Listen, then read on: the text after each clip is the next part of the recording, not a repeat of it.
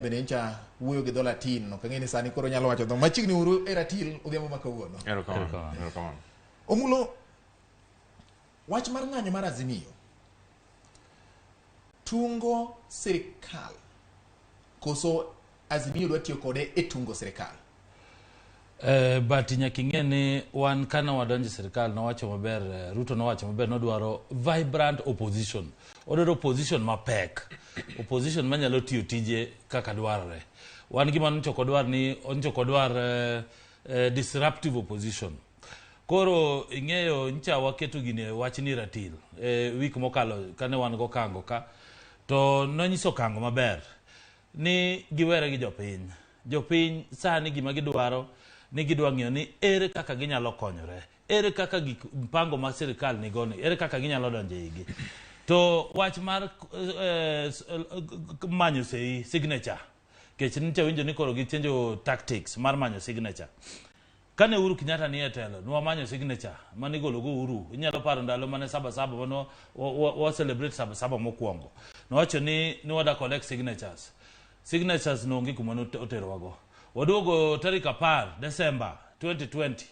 Waduogo choko signature mar BBI 4.4 million. Maninjo kakori wacho ni ntie dhiang' ogor diek oge kuma signature otero wago.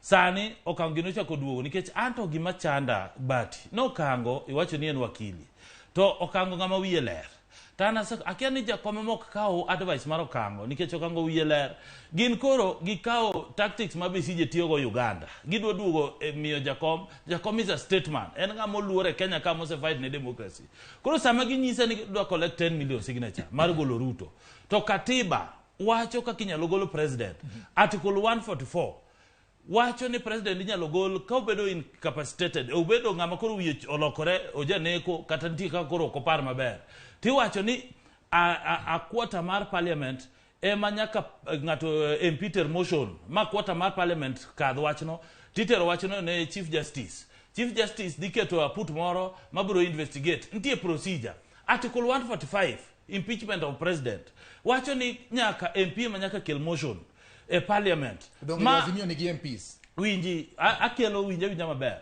sama koro gini timore parliament mago delegated powers to jogi ankagi onge kamondi ke sheria kata mane katiba mancho okalo 2010 ninti signature nyalo golo president kakoro kata MCA under article 104 gola MCA kata MP iseneno kanya kanche choko signature mar golo MCA kata MP ng'ada koro giweyo chocho jowijo piny magi mo ilongo ne a process is futile giwere gi jopiny mos gitero ji round ka gionge plan mar keto government tesre gidhi e parliament wancho wacho no da keto nigi office ta pis na monego be nigi tiyo go yo maler giwacho chieli temo wacho ni chenro mag Azimio gin mana mag tungo sirkal ok ludi sirkal wacho ere gima lich kanya me ngetimo iwinjo bati